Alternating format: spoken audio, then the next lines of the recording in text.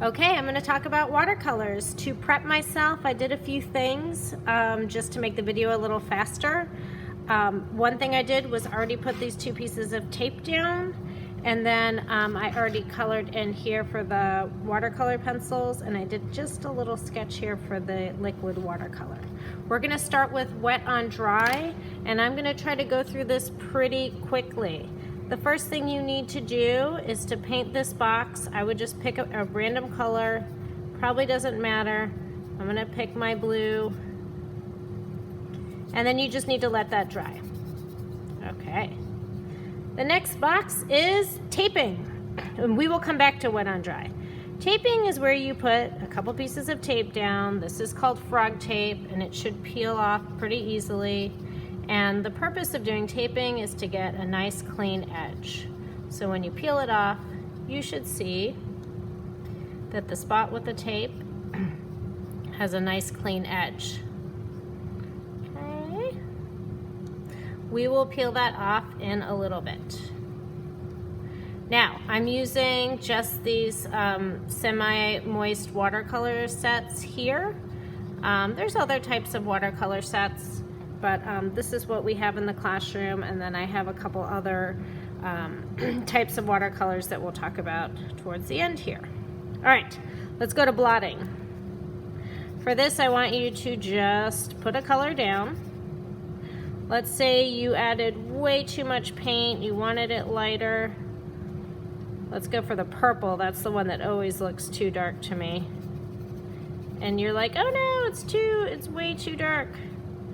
What you can do is take a paper towel, and you should always be ready with a paper towel, and you can pull up some of that color. It also adds a nice little texture. This is a good thing to do if you make a mistake. You can actually, if you get it quick enough or just use clean water, you can actually get in there and pull up most of the color if you're fast. Okay, wet on wet. I love this technique. This looks great for backgrounds. 2 colors close together on the color wheel look best. I'm just going in with my water. It's not super clean, but for wet on wet, you start with a wet surface, and then you can put a few blobs down.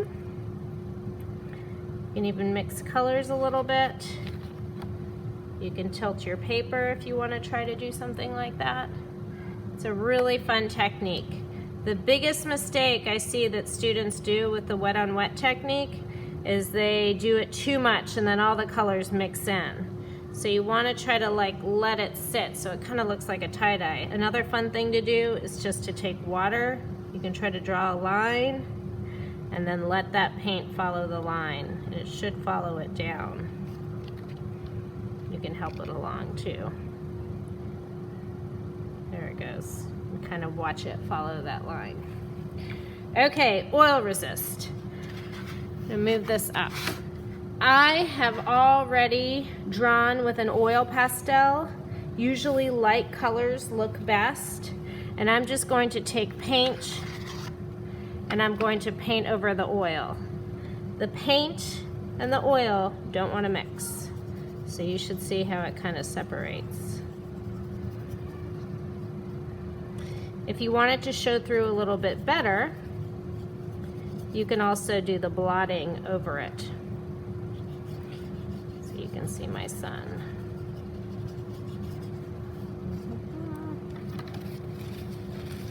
You can blot some of this out if you want also. All right, gradient. This is kind of challenging. This is when you want to go from one color to the next and sort of blend it.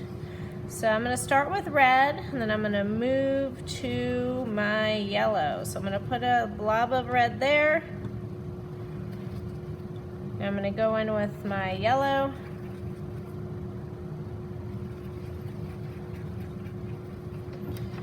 I'm going to put some yellow here. And now I'm going to kind of try to get it to go nicely from red to yellow, just by sort of mixing it, and you'll see that orange color in between. My yellow is kind of dirty, so it's not coming out as nice as I would like it, but you get the idea. And if you want to, you can even go in with the orange in the middle. So you can try this with other colors. You don't have to do these ones, but just trying to kind of blend it from one color to the next. Okay, watercolor pencils. Watercolor pencils come in a few different sets. I have a few different types. These are the nicer sets. I've already sharpened all of these. I wouldn't sharpen too sharp or else they will break. So I've already done my drawing for the sake of time, so now I'm going to go in with just water. You don't need to add anything else, just clean water. And it kind of turns to paint. So you have a lot of control with this because you're essentially drawing just like with colored pencils. And you don't have to go over everything. Maybe I don't want my sun covered. Maybe I don't want my sun to be like this kind of watercolor look. So it's up to you. Don't use watercolor pencils if you're not going to add any water anywhere though. All right. Last one is the liquid watercolor, and then we'll go back to the taping and the wet on dry. Okay, so liquid watercolors in this box. There's no great way to pour out the liquid watercolor. It's just really messy and watery, so you need to be careful with it. So I'm just gonna put it over here so you can see it, even though I'm painting in this box. Okay, so wet on wet technique is super fun with these liquid watercolors. So I'm just gonna do that over here. I definitely want you to try this too. And you can really see how it bleeds, and the color is just really, really vibrant. Okay. You can kind of move it around. This looks really good for like a background color. And then of course, if it gets too watery, you can also blot it. Almost looks like a skull. All right. Alternatively, you can have some control with your liquid watercolors as well. So if you want to go in and just use it as paint with some control, you can just use it like regular paint. The main difference is that they're very liquidy, and then there's not a lot of color options, but the color is really nice and really, really vibrant. All right, so try both of those. I'm gonna go back to my wet on dry. This is really common technique to use. I use it all the time. I do like a whole background area, and now I'm gonna go in and I need to do something on top. So maybe I'm gonna paint like a little tree here. So I'm going in now. This is my wet going on top of my dry paint.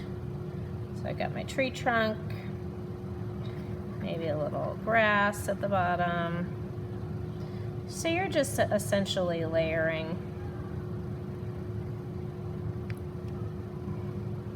Okay. I used to do this drawing a lot when I was a kid, the palm tree drawing. Okay, now, last step is pulling the tape. Let's see how it came out, if it bled. Oh no, nice crisp line. I realize I have to pull this one first. So be careful, try to keep it low down when you pull it. Don't pull it straight off because it could tear the paper. All right, now it's your turn.